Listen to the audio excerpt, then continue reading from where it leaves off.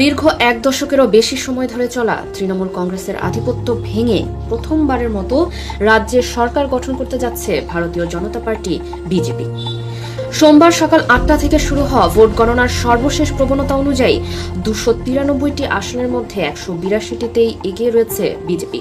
অন্যদিকে ক্ষমতাসীন তৃণমূল কংগ্রেস এগিয়ে আছে মাত্র ১০৯টি আসনে। ২৯৪ আসনের এই বিধানসভায় ম্যাজিক ফিগার ১৪৮ হলেও বিজেপি সেই লক্ষ্যমাত্রা ইতোমধ্যেই ছাড়িয়ে গেছে। বিরোধী দলীয় নেতা শুভেন্দু অধিকারী আত্মবিশ্বাসের সাথে দাবি করেছেন এ রাজ্যে বিজেপি পরবর্তী সরকার গঠন করছে।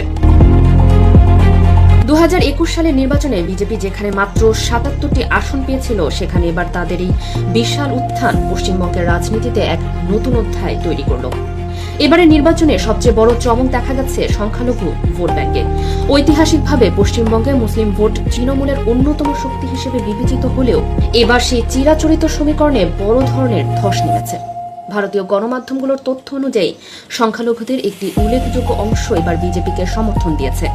বিশেষ করে ২০১১ সাল থেকে মমতা বন্দ্যোপাধ্যায়ের ক্ষমতার মূল ভিত্তি হিসেবে পরিচিত এই ভোট ব্যাংকে ফাটল ধরায় তৃণমূলের বিপর্যয় ত্বরান্বিত হয়েছে।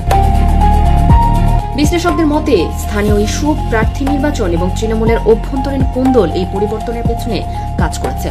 এছাড়া কেন্দ্রীয় রাজনীতির প্রভাব এবং নেতৃত্ব নিয়ে সাধারণ মানুষের অসন্তোষও ফলাফলকে প্রভাবিত করেছে। উল্লেখ্য, গত ২৩ ও ২৯ এপ্রিল ২ দফায় ভোট গ্রহণ সম্পন্ন হয়েছিল। অনিয়মের অভিযোগে একটি আসনের ভোট বাতিল হওয়ায় আজ ২৯৩টি আসনে ভোট গণনা চলছে। কলকাতা সহ ২৩টি জেলার ৭৭টি কেন্দ্রে প্রথমে পোস্টাল ব্যালট এবং পরবর্তীতে ইভিএম এর ভোট গণনা করা হয়। ২০১৯ সালের লোকসভা নির্বাচনের পর থেকে বিজেপির যে প্রভাব বাড়তে শুরু করেছিল, এই বিধানসভা নির্বাচনে তা পূর্ণতা পেল।